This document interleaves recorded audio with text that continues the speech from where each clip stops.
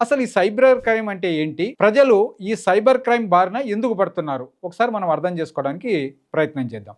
Cyber crime అంటే టెక్నాలజీని వినియోగించుకొని, ఆ టెక్నాలజీని వినియోగదారుని యొక్క అనుమతి లేకుండా వాళ్ళ యొక్క ఖాతాలోకి చొరబడి గానీ, వాళ్ళ యొక్క అకౌంట్స్‌లోకి వెళ్ళేసేసేసి అక్కడ ఉండేటటువంటి అమౌంట్స్‌ని తస్కరించడం అనేటటువంటిది ప్రధానంగా మనం సైబర్ క్రైమ్‌గా మనం పరిగణించొచ్చనమాట.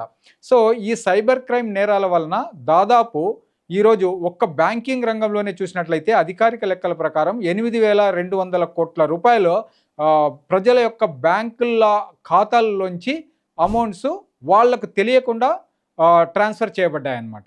సో, కాబట్టి ఈ సైబర్ క్రైమ్ ఒక ఆర్గనైజ్డ్ క్రైమ్‌గా తయారవుతూ అనేక రకాలైనటువంటి వ్యక్తులు, సంస్థలు ఈరోజు ఒక క్రిమినల్ యాక్టివిటీని కూడా ఒక బిజినెస్ లెవెల్‌లో టేకప్ చేస్తున్నటువంటి అంశాలను ఈరోజు మనం గమనిస్తున్నాం.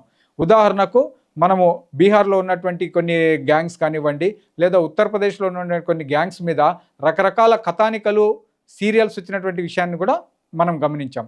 కాబట్టి ఈరోజు ప్రజలందరూ కూడా కష్టపడి సంపాదించడం ఎంత ఇంపార్టెంటో, అదే టైంలో మన డబ్బును ప్రొటెక్ట్ చేసుకోవడము, రక్షించుకోవడం అనేది కూడా ఒక ప్రధానమైనటువంటి అవసరంగా మారింది.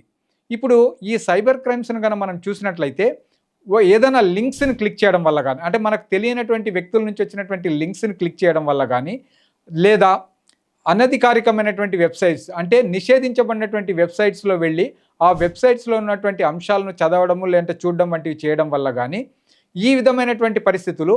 తర్వాత రెండవది, ఎవరైనా మనకు ఫోన్ కాల్ చేసి, మీకు ఏదన్నా ఒక యాక్టివిటీ ఉంది, మీ యొక్క అకౌంట్‌కు సంబంధించి మీకు కొన్ని రకాలైనటువంటి ఇన్ఫర్మేషన్ ఇస్తాము, లేదా మీ యొక్క బ్యాంక్ ఖాతా యొక్క కేవైసీ మళ్ళీ రీవెరిఫై చేయాల్సింది.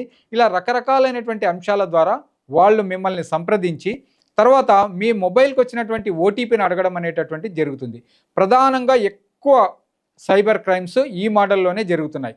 పొరపాటున గనక మీరు మీ యొక్క ఓటీపీని వాళ్ళకి గనక ఇచ్చినట్లయితే గనక, మీ ఖాతాలోంచి ఉండేటువంటి డబ్బంతా కూడా తస్కరించడం అనేటటువంటిది, అంటే వాళ్ళు కొట్టేయడం అనేటటువంటిది జరుగుతుంది.